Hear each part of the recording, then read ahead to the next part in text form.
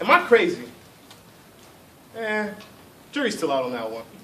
But good morning, family, friends, fellow Toastmasters, DTMs, and today all of you are our awesome, welcome guests. I'm sure, at some point we have all asked ourselves this very same question. However, I'm certified to pass judgments of sanity. Why? Because for the last 11 years, I have worked in the mental health sector. And according to all of the motivational mumbo jumbo I listen to in the morning, that makes me an expert. When you think of crazy, what are some of the defining characteristics that pop out into your head? Go ahead, don't be shy. Primaries were Tuesday, so you don't have to be politically correct. Not me. Okay. Psycho? Sounds like you got experience. Schizo. Isolation, hearing voices, and talking to yourself.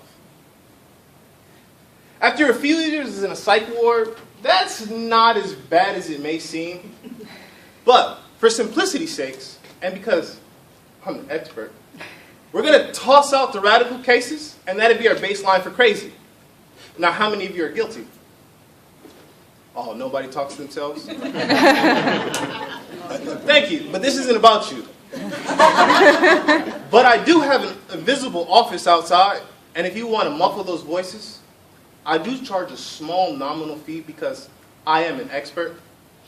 Now that my shameless plug is out the way, what made me question my sanity? Well, we were coming back home from a long road trip, and I was trying not to die. So I started to psychoanalyze my entire life. What is my favorite punishment? Now, for you BDSM zealots and you 50 Shades fanatics, I need you to get your mind out the gutter. I went back to my childhood, and I started to think about the dreaded silent treatment and how it's heaven on earth. I mean, silence is golden, and you're going to give me more on purpose? You're going to leave me alone to bask in my thoughts, to talk to myself. Sounds a little bit crazy, but if you think about it, it's a genius. As a kid, your irritational force has a very small window. Too little, incessant nagging. Too much, the 5 fingers, they're going to speak to the face.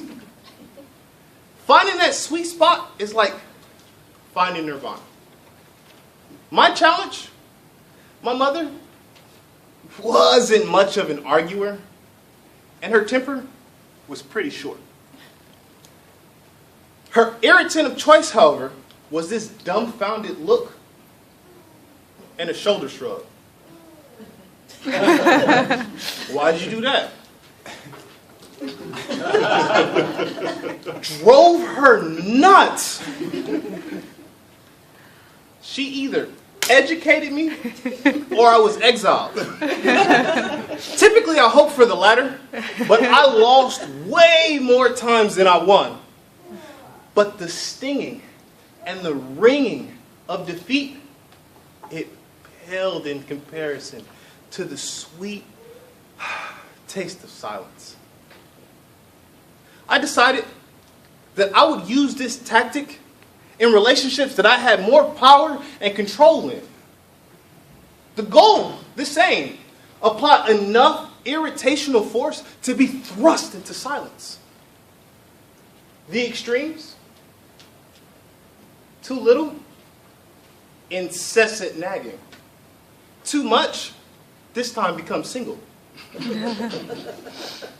Believe it or not, the trigger for my wife to simply agree. Okay, you're right, has produced more honorable moments of silence than any dumb look or shrug ever could. I wish I would have known this when I was younger. The technique is beautiful.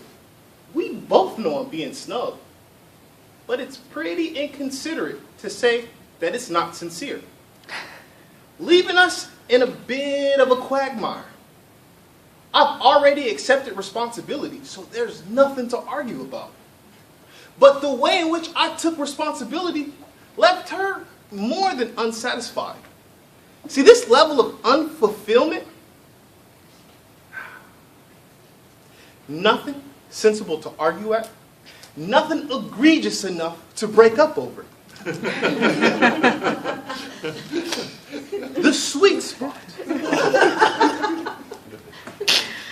Am I crazy? Probably.